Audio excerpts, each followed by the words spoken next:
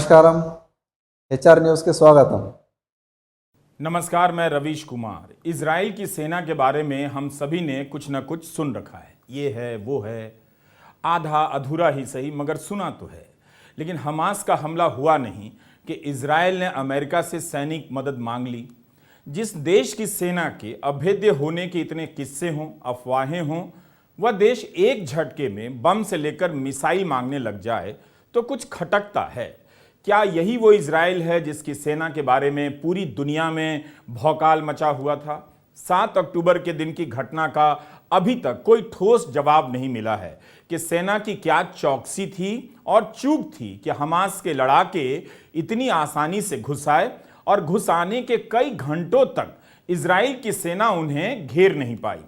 उस दिन को याद कर लगता है कि सेना सीमा को खाली छोड़ छुट्टी पर चली गई होगी।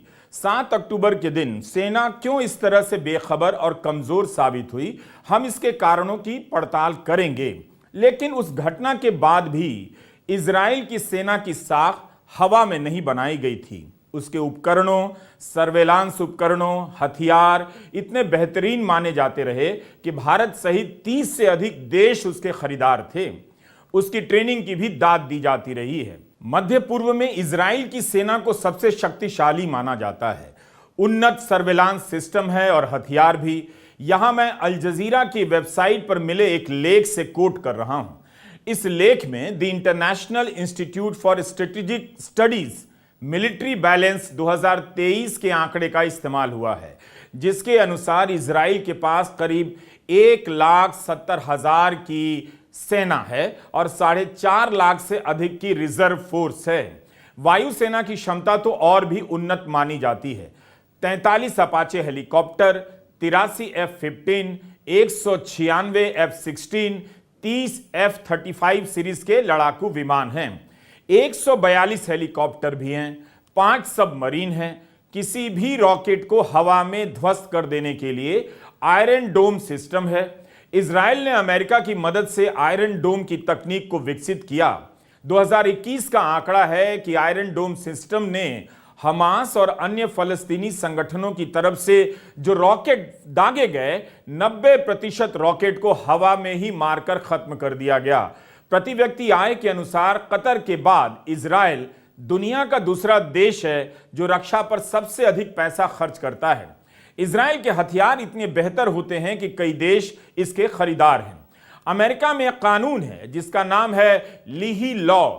इसके तहत अमेरिका किसी को सैनिक मदद के तहत अगर हथियार देता है तो उसकी शर्त होती है कि हथियार का इस्तेमाल कैसे होगा, मानवाधिकार के उल्लंघन में नहीं किया जा सकता। मगर इजराइल की सेना की किसी भी यूनिट को इस कानून के तहत दंड नहीं दिया गया है। दोस्ती है अमेरिका और इजराइल की। तब भी 15 दिनों से इजराइल की सेना जमीन पर लड़ते हुए बड़ी कामयाबी हासिल क्यों नहीं कर पाई? यह कैसे हो गया कि उसकी सीमा में घुस आए और वह कई घंटों तक देखती रह जाए, बल्कि उसका पता न चले?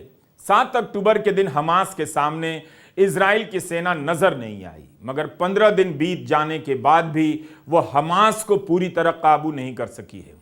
इजराइल को अभी कितने दिन और लगेंगे, लगता है उसे भी नहीं पता।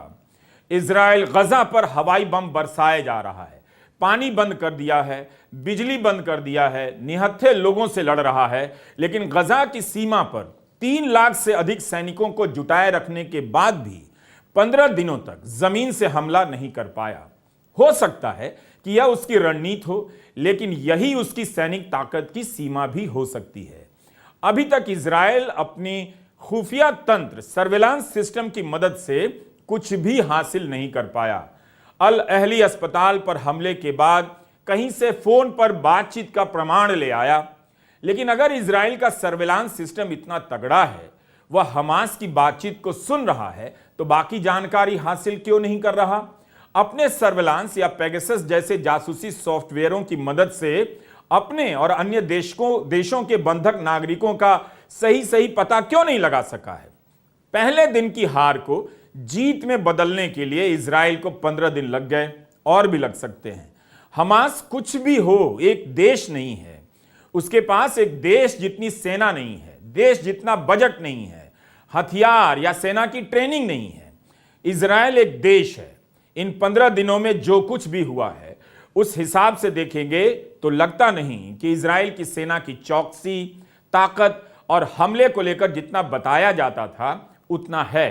क्या ऐसा भी हो सकता है कि इजराइल तो ताकतवर आज भी है, मगर उससे लड़ने वाले पहले से कहीं ज्यादा बेहतर प्रशिक्षित हो चुके हैं और हथियारों से लैस हो चुके हैं? एक सवाल यह भी हो सकता है। हम इस सवाल से जूझ रहे थे कि 20 अक्टूबर के हारेट्स की पहली खबर पर नजर पड़ी। हिंदी में कहे तो इसकी हेडलाइन कहती है कि चेकपोस्ट पर इजराइल वर्षों से सोता रहा और तभी जंग हो गई। ऐसी बातें तो पहले कभी नहीं सुनाई देती थीं कि इजराइल सैनिक रूप से सो जाने वाला देश है। यही बताया गया कि सोते हुए भी जागते रहने वाला देश है। कमाल की बात है, हारेट्स का यह पत्रकार हमले से 6 हफ्ते पहले बॉर्डर की स्थिति पर रिपोर्ट बनाने गया था, जो सुखोत की छुट्टी के दौरान छपनी थी। इस रिपोर्ट के अनुसार सेना बिल्कुल तैयार नजर नहीं आई। एमोस हैरल की रिपोर्ट का पहला पैराग्राफ दिलचस्प है। एमोस लिखते हैं कि हमास के घातक हमले से 6 हफ्ता और ठीक 1 दिन पहले वे गजा की सीमा से लगे एरेज के पोस्ट पर गए थे। वहां सब कुछ शांत और सूना सा लगा, बहुत कम सैनिक नजर आए।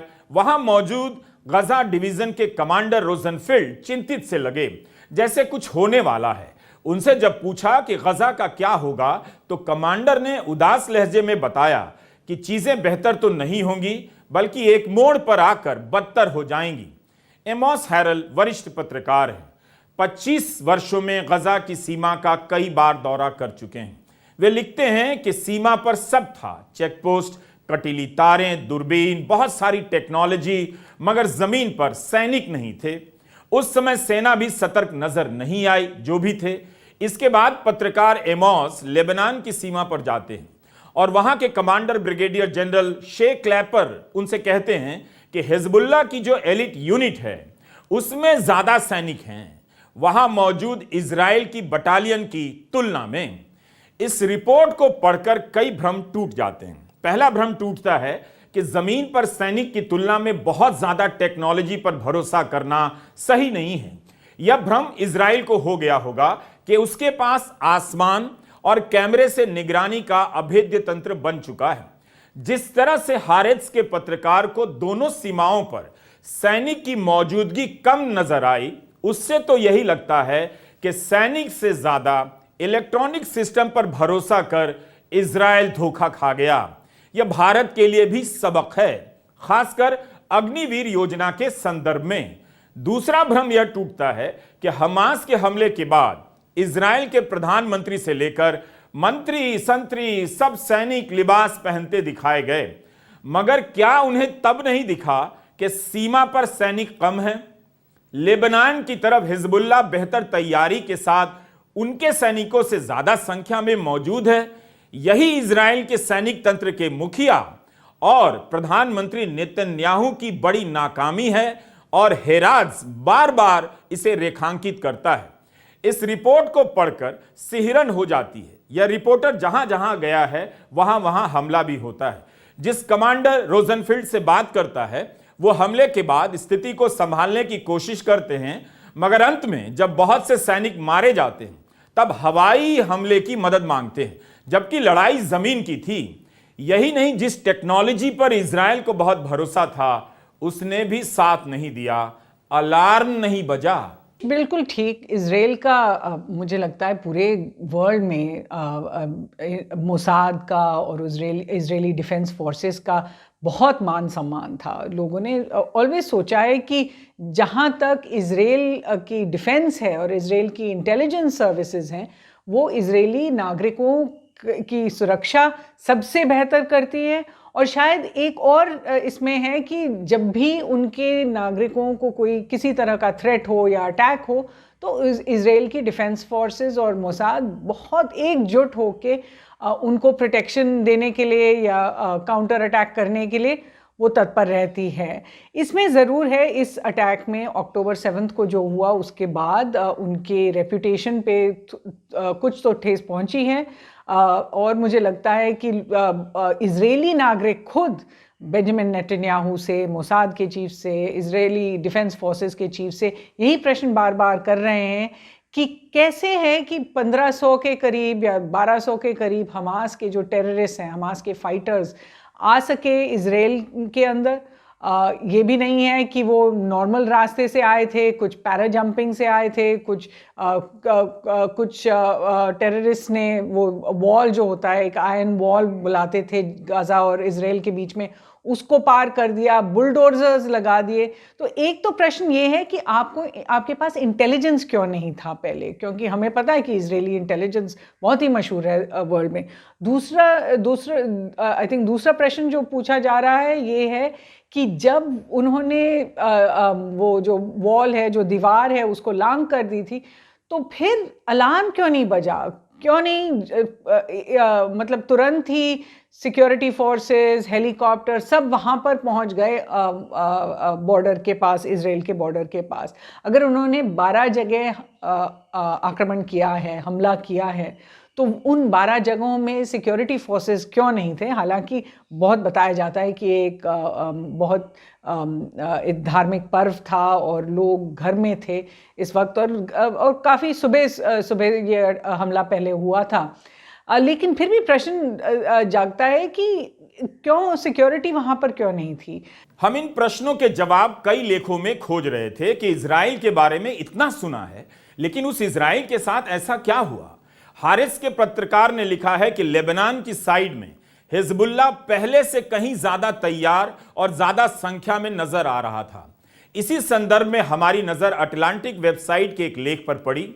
एंड्रयू एक्सक्यूम लेबनान में पीएचडी करने गए हिजबुल्लाह पर। इसके लिए 3 साल वहां रहे। वहां उन्होंने हिजबुल्लाह के लड़ाकों से भी बात की और अपने लेख में बताया है कि 2006 में जब हमास ने छोटा सा हमला किया, तब अमेरिका और इजराइल के सैनिकों ने घेर लिया, मगर हमास इजराइल की सैनिक क्षमता से प्रभावित नहीं हुआ। अमेरिका के सैनिकों की ट्रेनिंग से बहुत ज्यादा प्रभावित हो गया। एंड्रयू लिखते हैं कि अपनी गलतियों से सीखने के मामले में इजराइल का रिकॉर्ड अमेरिका से बेहतर माना जाता है, मगर इजराइल की सेना कॉन्स्क्रिप्ट्स और रिजर्विस्ट पर निर्भर करती है। कॉन्स्क्रिप्ट्स का मतलब यही हुआ कि सेना की ट्रेनिंग लेने वाले वो नागरिक जो अनिवार्य रूप से सेवा देते हैं, सेना में रहते हैं, और रिजर्विस्ट वो कहलाते हैं जो ट्रेनिंग लेते हैं और कुछ समय के लिए सेवा करते हैं, फिर कुछ और काम करने लग जाते हैं। जब इनकी जरूरत होती है सेना की ड्यूटी ज्वाइन कर लेते हैं। एक तरह से सेना अस्थायी हो जाती है और पूरी तरह पेशेवर नहीं हो पाती। जब सेना में जवान स्थायी रूप से भर्ती होते हैं तो उनकी ट्रेनिंग और पेशेवर क्षमता अलग होती है। हमें ऐसे लेख भी मिले जिनमें बताया गया है कि इजरायली नौजवानों में अनिवार्य सेवा को लेकर बीते सालों में उत्साह कम हुआ है। इजराइल में 18 वर्ष से ऊपर के सभी को ट्रेनिंग लेनी पड़ती है सेना की, और सेना में काम करना पड़ता है। बार बार सेना में नए लोग कुछ समय के लिए आकर ट्रेनिंग लेते हैं और रिजर्व हो जाते हैं। लड़कों को 32 महीनों के लिए और लड़कियों को 24 महीनों के लिए ट्रेनिंग दी जाती है। इन्हीं में से 4 लाख रिजर्विस्ट इजराइल में हैं। मुझे उम्मीद है अटलांटिक के इस एक्सपर्ट की बातों को सुनते हुए भारत के एक्सपर्ट अग्निवीर योजना के बारे में सोच रहे होंगे। अगर भारत ने यह आइडिया इजराइल से उठाया है तो उसे अटलांटिक और हारिस का यह लेख पढ़ना चाहिए, फिर अग्निवीर पर विचार करना चाहिए। अनुशासन से लेकर सतर्कता के बारे में भारत की सेना कहीं ज्यादा श्रेष्ठ नजर आई, और उसका कारण यही है कि यहां जवान लंबे समय के लिए भर्ती किए जाते हैं और हर समय वह जवान की भूमिका में होता है। इजराइल की सेना में बारी बारी से कोई नौजवान आता है, चला जाता है। इस कारण उसकी लापरवाही कई बार दुश्मनों की निगाह में भी आ जाती है। नागरिक को सेना की ट्रेनिंग देने से वह सैनिक नहीं बन जाता है। कुछ समय बाद वह पिज्जा बर्गर बनाने लग जाएगा तो पिज्जा का एक्सपर्ट बनेगा, सेना का नहीं। उसे वापस सेना में लाकर आप वो हासिल नहीं कर सकते जो एक पूर्णकालिक सैनिक से हासिल कर सकते हैं। अग्निवीर वाले इसे सुन लें। उसके 2 या 3 कारण हैं। एक बड़ा कारण तो यह है कि जो इजराइल की सेना है उसमें जो सैनिक आते हैं वो सिर्फ कुछ समय के लिए आते हैं। वो पूरी तरह से एक वॉलंटियर सेना है। जो भी इजरायली युवक या युवती 18 साल की उम्र पूरी कर लेता है, उसको इजरायली सेना के अंदर नौकरी करना जरूरी होता है। एक बहुत ही छोटी सेना है, इसके अंदर करीब 1,70,000 के करीब सैनिक हैं। उसके अलावा रिजर्विस्ट हैं, करीब 4.5 लाख, 4,60,65,000 लोग रिजर्व के तौर पर वहां पर नौकरी करते हैं। तो जो सेना है, जो बड़ी सेना है, वो पूरी तरह से वॉलंटियर्स पर है। जो लोग इस तरह से आते हैं, जो सिर्फ शायद जो पुरुष हैं वो 32 महीने के लिए और जो महिलाएं हैं वो 24 महीने के लिए नौकरी करती हैं। तो ये लोग प्रोफेशनल सोल्जर्स नहीं हैं। ये लोग उस तरह के सोल्जर्स हैं, उस तरह के सैनिक हैं जो कि कुछ समय के लिए आए। कोई कंप्यूटर इंजीनियर है, कोई किसी और तरह का इंजीनियर है, कोई और काम कर रहा है, वो आया, उसने नौकरी की और उसके बाद वो वापस चला गया। जो कि अमरीकी सैनिक हैं, अमरीकी अधिकारी हैं, उन लोगों ने ऐसा कहा भी है कि इजरायली सेना का जो जज्बा है, जो काबिलियत है, वो कम होती जा रही है। दूसरी चीज ये हुई है कि इजरायली सेना बहुत ज्यादा टेक्नोलॉजी पर आधारित होने लगी है, सिर्फ मॉडर्न टेक्नोलॉजी की ओर देखती है। उसकी जो जिस तरह की पहले की जो काबिलियत थी, जिसमें कि लोग, सैनिक लीडरशिप जिस तरह से काम करती थी, वो अब उस तरह से काम नहीं कर पा रही है। यहां तक कि गाजा के अंदर वो पूरी तरह से इलेक्ट्रॉनिक्स पर, सैटेलाइट्स पर, एआई पर, उस पर आधारित है उनकी इंटेलिजेंस। इस तरह से नहीं उनके पास इंफॉर्मेशन आती है कि लोग वहां पर हों। 2006 के बाद से वहां पर लोग, इजरायली लोग हैं ही नहीं। और तीसरी बात यह है कि जो उनके जो दुश्मन है, जिस तरह से वो अपने दुश्मनों को देखते हैं, फिलिस्तीनियों को या हमास को, उन लोगों से उनका संबंध बिल्कुल टूट गया है। इजरायली सेना को उनकी समझ बहुत कम है। उनकी ना समझ है, ना वो किस तरह से सोचते हैं, वो किस तरह से काम करते हैं, किस तरह से उनका अटैक करने का तरीका है, ये समझ इजरायली सेना के अंदर पूरी तरह से कम हुई है। इसलिए इजरायली सेना की जो परफॉर्मेंस है इस बार जब हमास का हमला हुआ, तो वो बहुत अच्छी नहीं रही है। इसमें भारत के लिए संदेश है, अग्निवीर योजना के समर्थकों को अपनी राय में संशोधन कर लेना चाहिए। किसी को पता नहीं था कि इतनी जल्दी इजरायल के मोर्चे पर अग्निवीर योजना की इस तरह की पोल खुल जाएगी। राहुल गांधी ने जब अग्निवीर योजना का विरोध किया, तब युवाओं ने भी उनका साथ नहीं दिया, क्योंकि युवाओं को धर्म की राजनीति में ज्यादा मजा आता है। और गोदी मीडिया ने भी राहुल गांधी का मजाक उड़ाया। जो सैनिक को तैयार करने में 5, 10, 15 साल लगते हैं, मिसाइल चलाने में, रॉकेट चलाने में, हथियार को ठीक से चलाने में जो टाइम लगता है उसको भूल जाइए। सिर्फ 6 महीने की ट्रेनिंग की जरूरत है। 4 साल बाद घर वापसी। जब मैं ये बात उठाता हूं तो कहते हैं मैं सेना के विरोध बात कर रहा हूं। मैंने बोला था प्रेस के मित्र हैं, ये भी उनकी बात करते हैं कि देखो भैया, समझ गए आप, मैं सेना की बात उठा रहा हूं। मैं कह रहा हूं कि 15 साल आप सर्विस देते थे, 80,000 युवाओं को देते थे, पेंशन देते थे, अब नहीं दोगे। पहले ट्रेनिंग देते थे, सालों के लिए ट्रेनिंग देते थे, अब 6 महीने की ट्रेनिंग दोगे। अग्निवीर योजना वो लाए और मैं सेना के खिलाफ बात कर रहा हूं। मैं सेना की रक्षा कर रहा हूं, मैं सेना का आदर कर रहा हूं। तो क्या भारत सरकार अग्निवीर योजना को लेकर विचार करेगी? इजराइल का हाल आपके सामने है। इस तरह की योजना मॉल की सुरक्षा के लिए चल सकती है, मगर मुल्क की सुरक्षा के लिए कारगर नहीं लगती। यही नहीं, जेरूसलम पोस्ट और टाइम्स ऑफ इजराइल में छपी एक खबर से पता चला कि आप भले ही 5 लाख लोगों को सेना की ट्रेनिंग दे दें, लेकिन उनके लिए जरूरी सामान, हथियार, बुलेट प्रूफ जैकेट, रात में देखने वाला चश्मा, दूरबीन, हेलमेट, इनका इंतजाम आप नहीं करते। जब आपात स्थिति में जरूरत पड़ती है तो इन सामानों को खोजने लग जाते हैं। इस बार इजराइल ने रिजर्विस्ट तो तुरंत जुटा लिए, मगर इन सामानों की कमी हो गई। यही इस खबर में लिखा है कि हजारों सैनिक जुटा लिए गए, मगर उनके लिए helmet, bulletproof jacket, ceramic vest की कमी हो गई।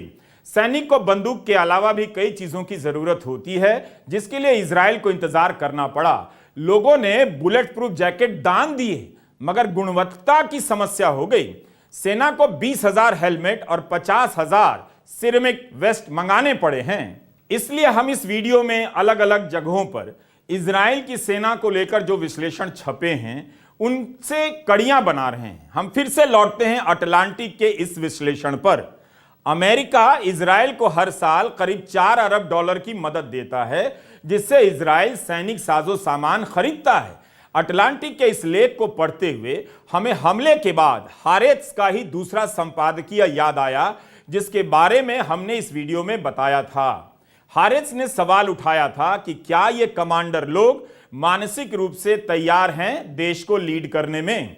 अब जाकर हारेत्स के संपादकीय का मतलब सही से समझ में आया कि अस्थायी और तदर्थवाद यानी अडॉकिज्म ने इजराइल की सेना को हाउसिंग सोसाइटी का गार्ड बना दिया है, जो सेना जैसी वर्दी में तो दिखते हैं मगर उनके पास ट्रेनिंग नहीं होती और उन्हें उनकी मजदूरी के हिसाब से पैसे भी नहीं दिए जाते।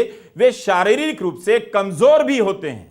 जब सेना और खुफिया तंत्र पर टेक्नोलॉजी हावी हो जाए, इंसानी हुनर बहुत पीछे चली जाए, तो उसका नुकसान हो सकता है। पत्रकार सुशांत सिंह बता रहे हैं कि केवल इसका नहीं, इजराइल के भीतर लोकतांत्रिक ढांचे पर जो हमला हुआ उसका भी असर पड़ा होगा। यही कारण है कि अभी तक इजराइल की खुफिया एजेंसी मोसाद भी बंधकों को रिहा कराने में सफल नहीं हो पाई है। हारेत्स में मोसाद के पूर्व प्रमुख का लेख छपा है कि बंधकों की सुरक्षित रिहाई करवा पाना मुश्किल होता जा रहा है। यह मोसाद की हालत हो चुकी है। जो इजराइल की खुफिया एजेंसी है मोसाद, उसके बारे में भी भारत में बहुत ज्यादा धारणाएं हैं। उसकी जो परफॉर्मेंस थी 1950 के दशक में, 60 के दशक में, 70 के दशक में, वह बहुत मजबूत थी, बहुत अच्छी थी। उसने जिस तरह से कुछ नाजी समर्थकों को अलग अलग जगह से लाया और पकड़ के लाए और उनके ऊपर कोर्ट केसेस वगैरह किए, उनका ट्रायल हुआ और बाकी जगह पर भी जिस तरह से काम किया, उससे उनकी एक रेपुटेशन डेवलप हुई है जो कि एक बहुत ही मजबूत, बहुत ही आक्रामक एजेंसी के तौर पर है। पर पिछले कुछ सालों के दौरान, करीब पिछले 10-15 सालों के दौरान मोसाद का परफॉर्मेंस उतनी अच्छी नहीं रही है। उनका भी टेक्नोलॉजी पर बहुत ज्यादा जोर रहा है। वो लोग ह्यूमन रिसोर्सेस से ज्यादा टेक्नोलॉजी पर अब ध्यान देते हैं और इसकी वजह से वो जो एजेंसी है उसका काम उतना अच्छा नहीं रह पाया है। दूसरी चीज जो हुई है, जो जिसका के असर इजरायली सेना पर भी पड़ा है और मोसाद पर भी पड़ा है, वो ये है कि जो बेंजामिन नेतन्याहू की जो सरकार है, उसने पिछले 1 साल के अंदर जिस तरह के कानूनों में बदलाव लाने की कोशिश की है, जिस तरह की कोशिश की है कि जो सुप्रीम कोर्ट है और जो वहां की कोर्ट्स हैं वो उसकी सरकार पर कोई लगाम ना लगा पाए और जो नेतन्याहू के ऊपर जो भ्रष्टाचार के आरोप हैं उसके ऊपर भी कोई कार्रवाई ना हो पाए, उसके ऊपर मोसाद के पुराने कर्मचारी, पुराने अधिकारी और उनकी सेना के उच्च अधिकारी और रिजर्विस्ट, उन लोगों ने बहुत जबरदस्त प्रोटेस्ट की हैं, बहुत जबरदस्त आंदोलन चलाया है। आपने चित्र देखे होंगे, आपने वीडियोस देखे होंगे कि हर हफ्ते हजारों लोग इजराइल में सड़कों पे उतर रहे थे उनके खिलाफ और उसके अंदर उनके सैनिक भी शामिल थे, उनके मोसाद के पुराने अधिकारी भी शामिल थे, उनके सैन्य अधिकारी भी शामिल थे, उनके रिजर्विस्ट शामिल थे, फाइटर पायलट शामिल थे। और उससे ऐसा हो ही नहीं सकता कि जो इस तरह की जो पॉलिटिक्स है, अथॉरिटेरियन पॉलिटिक्स है, इस तरह की मेजॉरिटेरियन पॉलिटिक्स है, उसका असर इन संस्थाओं के परफॉर्मेंस पर ना पड़े। हारेत्स में ही एक परिवार ने ब्यौरा दिया है कि वे घंटों तक बंकर में छिपे रहे मगर सेना कई घंटों तक एक्शन में नहीं आ सकी। इसीलिए हमने इन उदाहरणों को आपके सामने रखा। हारेत्स में इस ब्यौरे के आगे जो लिखा है आप भी उसे ध्यान से सुनिए। यह परिवार अपने घर के सेफ रूम में काफी देर से बैठा हुआ था, जिस दौरान दूसरे शहर से इनके पिता और मां गाड़ी से निकलते हैं। रास्ते में सड़क पर खड़े जवान दिखते हैं जिन्हें कोई आइडिया नहीं था क्या करना है। उनके कमांडर से उनकी कोई बातचीत नहीं थी। रास्ते में उन्हें कुछ घायल जवान भी मिले जिन्हें उनके पिता ने अस्पताल तक पहुंचाया। इसी दौरान एक अन्य सेवानिवृत्त जनरल उनके साथ हमले की जगह चलने को राजी होते हैं। 60 से अधिक उम्र के रिटायर्ड फौजी जंग के मैदान में जाते हैं। सुबह शुरू हुए हमले के बाद शाम 4 बजे उनके घर पिता पहुंचते हैं। तभी फौज भी आती है। लेखक ने लिखा है कि इजराइल देश ने हमारी रक्षा करने का वादा पूरा नहीं किया। जब से हमला शुरू हुआ है तभी से इजरायल ने गजा की सीमा पर 3 लाख से अधिक सैनिकों की तैनाती की है, मगर जमीनी हमला नहीं किया। इसका जवाब अब मिल रहा है। यह एक रणनीतिक चुनाव नहीं लगता कि पहले हवाई हमला करेंगे फिर जमीनी हमला होगा, बल्कि अपनी कमजोरी को छुपाने की रणनीति नजर आती है कि हवाई हमला ही करते रहेंगे, जमीनी हमला करने की स्थिति में नहीं है। इजराइल के पुलिस प्रमुख का एक बयान है कि जो भी युद्ध के खिलाफ प्रदर्शन करेगा उसे गजा भेज दिया जाएगा। इस बयान का मतलब अब समझ में आया। जिस देश की सेना खुद जमीन के रास्ते 15 दिनों से गजा में घुस नहीं पाई, उस देश का पुलिस प्रमुख युद्ध के विरोध करने वालों को गजा भेजने की धमकी दे रहा है। क्या इजराइल के लोग भारत के न्यूज चैनल देखने लगे हैं, जिसकी बहसों में बात बात में मोदी का विरोध करने वालों को पाकिस्तान भेज दिया जाता है? लेकिन यह जानना भी हैरान करता है कि सैनिक प्रधान देश में लोग युद्ध का विरोध कर रहे हैं और हारिस जैसा अखबार सेना की कमजोरियों पर युद्ध के दौरान ही छाप रहा है। भारत में यह अखबार होता तो गोदी मीडिया का एंकर कह रहा होता कि दुश्मन की मदद की जा रही है अपनी कमजोरियां बताकर। इसे एक बार फिर से देख लीजिए। इजराइल के प्रधानमंत्री बेन्यामिन नेतन्याहू सत्ता के मामले में भले ही ताकतवर लगते हों, लेकिन उनके कार्यकाल में इतना बड़ा हमला कहीं से उनकी ताकत या सूझबूझ की मिसाल नहीं है। ऐसा हो सकता है कि नेतन्याहू को गुमान हो गया हो कि अरब देशों को अपने पाले में मिला लेने और गजा का गला घोट देने के बाद बगावत की जान नहीं बची होगी, तभी युद्ध के थमने का इंतजार हो रहा है। बल्कि युद्ध के दौरान ही नेतन्याहू को लेकर सवाल उठ रहे हैं। हमने ब्रिटेन के ब्रैडफोर्ड यूनिवर्सिटी के प्रोफेसर पॉल रोजर्स का ओपन डेमोक्रेसी में एक लेख पढ़ा। इस लेख में एमिरेटस प्रोफेसर साहब लिखते हैं कि इजराइल के बारे में कहा जाता था कि मध्य पूर्व के देशों में सबसे शक्तिशाली लोकतंत्र है। भले ही इजिप्ट और टर्की की तुलना में इजराइल के पास सैनिकों की संख्या कम है, लेकिन इसकी ट्रेनिंग, इसके उपकरण, टेक्नोलॉजी और परमाणु हथियार के कारण कोई इस पर हाथ नहीं डाल सकता। इजराइल की इस क्षमता को कम नहीं आंका जा सकता। मगर लगता है कि गजा पर हवाई हमलों की जीत का दावा खोखला था। अगर नेतन्याहू ने जल्दी जीत हासिल नहीं की, युद्ध लंबा खींचा, तो उन्हें अपने देश के भीतर बगावत से भी निपटना होगा। सतह पर तो यही नजर आता है कि अपनी सैनिक शक्तियों के कारण इजराइल एक सुरक्षित देश है, लेकिन यह बात सच्चाई से बहुत दूर है। बहुत तेजी से इजराइल की सैनिक शक्ति का मिथक टूटता जा रहा है। बीते 15 दिनों में इजराइल ने ऊपर से बम बरसाने के अलावा कुछ भी नहीं किया। उसका हवाई हमला बराबरी का भी नहीं है। गजा की तरफ से कोई जंगी विमान उड़ान नहीं भर रहे। इजराइल की एक और कमजोरी सामने आ गई, धार्मिक राज्य होने की कमजोरी। सुशांत सिंह ने अपने लेख में पाकिस्तान के पूर्व राष्ट्रपति जियाउल हक और इजराइल के ही एक विचारक बर्नार्ड अविशाई का किस्सा लिखते हैं। आगे आप उन्हीं से इसका मतलब सुनिए। पाकिस्तान के जो पूर्व मिलिट्री डिक्टेटर थे जनरल जियाउल हक, उन्होंने तो ये खास तौर पे कहा कि 2 ही मुल्क हैं जो कि धर्म के नाम पर बने हैं पिछले कुछ सालों में 20वीं सदी के दौरान, और वो दोनों कॉलोनियल रूलर्स ने बनाए, और वो 2 मुल्क हैं इजराइल और पाकिस्तान। जिस तरह से आप इजराइल के अंदर से अगर यहूदियों को निकाल दें या जो उनकी जूइश रिलीजन को निकाल दें तो कुछ नहीं बचेगा, उसी तरह से अगर आप पाकिस्तान के अंदर से इस्लाम को निकाल दें तो पाकिस्तान में कुछ नहीं बचेगा। ये बात जब इजराइल शुरुआत में बना और जब वहां से फिलिस्तीनी लोग निकाले गए तो उनकी जमीन को कैसे बांटा जाए ज्यूज के बारे में ये समझने के लिए भी इजराइल ने वही तकनीक का इस्तेमाल किया, वही रूल्स का इस्तेमाल किया जो कि पाकिस्तान ने इस्तेमाल किया था जब हिंदू और सिख लोग वहां पर अपनी प्रॉपर्टीज छोड़कर आए थे पार्टीशन के बाद। तो उन दोनों मुल्कों में बहुत ज्यादा समानताएं रही हैं। जो इजराइल के क्रिटिक्स रहे हैं इजराइल के अंदर, उन लोगों ने भी ये कहा है कि क्या इजराइल एक जूइश पाकिस्तान बनना चाहता है? वो क्या सही बात होगी अगर इजराइल एक जूइश पाकिस्तान बनना चाहे? तो यही बात भारत के बारे में जो लोग कहते हैं कि भारत को इजराइल बनना चाहिए, तो शायद भारत इजराइल नहीं, क्योंकि इजराइल और पाकिस्तान तो एक सिक्के के 2 ही पहलू हैं। और अगर भारत इजराइल बनने की कोशिश करेगा, जिसकी की कोई जरूरत ही नहीं है क्योंकि भारत का संविधान है, भारत में सब लोग मिलजुल के रहते हैं, भारत किसी एक धर्म, एक जाति, एक समाज के लोगों के लिए नहीं है, तो ये जरूरत ही नहीं है भारत को इजराइल बनने की। भारत अपने आप में शक्तिशाली है और शायद अगर भारत इजराइल बनने की कोशिश करेगा तो वो पाकिस्तान बनकर रह जाएगा।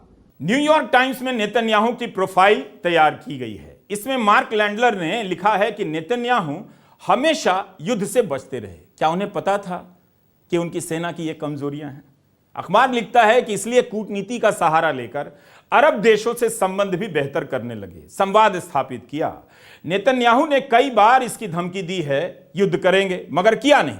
ईरान को धमकाते रहे मगर कोई सैन्य कार्रवाई नहीं की। हवाई हमले किए हैं या स्पेशल ऑपरेशन, मगर पूरे युद्ध से बचते रहे। इसलिए हमास के हमले के बाद उनका वी आर एट वॉर कहना मायने रखता है। यह इस नेता के लिए नया रोल है। उनके लंबे कार्यकाल में इजराइल ने कोई बड़ा युद्ध नहीं लड़ा, कभी पूरी सेना को अटैक का कमांड नहीं दिया गया। उनसे पहले के प्रधानमंत्रियों ने ज्यादा बड़े जोखिम उठाए। 2014 में गजा में सीमित ग्राउंड ऑपरेशन किया गया, जिससे घरेलू मोर्चे पर अपनी छवि सुधारने की कोशिश की गई, मगर अंतर्राष्ट्रीय मंच पर इजराइल की आलोचना हो गई। तब 50 दिन की कार्रवाई में 2200 से अधिक फलस्तीनियों की मौत हो गई थी। नेतन्याहू खुद भी जब फौज में थे तब स्पेशल फोर्स यूनिट में थे। उनके बड़े भाई इजरायली इतिहास के एक बड़े प्लेन हाईजैक की कार्रवाई में मारे जाने वाले इकलौते फौजी थे। आज भी उनका नाम याद किया जाता है। माना जाता है कि इन कारणों से वो युद्ध से बचते रहे हैं और स्पेशल ऑपरेशन में ज्यादा यकीन रखते हैं। मगर इस हमले के बाद उनकी गणनाओं पर पानी फिर गया है। इमरजेंसी सरकार बनाई गई है, वॉर कैबिनेट अलग से काम कर रहा है। वो चर्चिल बनना चाहते हैं, मगर उनको फौज के जनरलों पर विश्वास नहीं रहा, क्योंकि उन्हें वो राजनीतिक प्रतिद्वंदी की तरह देखते हैं।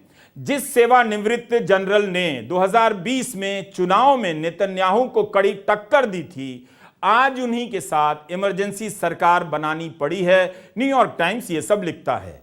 इजराइल की नाकामी के कई बड़े सवाल युद्ध के खत्म होने का इंतजार कर रहे हैं। शायद इसलिए भी कुछ एक्सपर्ट लिख रहे हैं कि नेतन्याहू युद्ध को लंबा खींचना चाहते हैं। ब्रिटेन के प्रधानमंत्री सुनक से उन्होंने कहा कि युद्ध लंबा चलेगा। उनके रक्षा मंत्री ने संसद में युद्ध के 3 चरण बताकर यह साफ कर दिया है कि युद्ध लंबा चलेगा। पहले चरण में हमास को पूरी तरह खत्म करने के लिए हवाई हमले होंगे, साथ में जमीनी कार्रवाई होगी। दूसरे चरण में लड़ाई कम होगी मगर जारी रहेगी, और तीसरे चरण में वे कहते हैं कि हम गजा में एक नया सुरक्षा तंत्र बनाएंगे।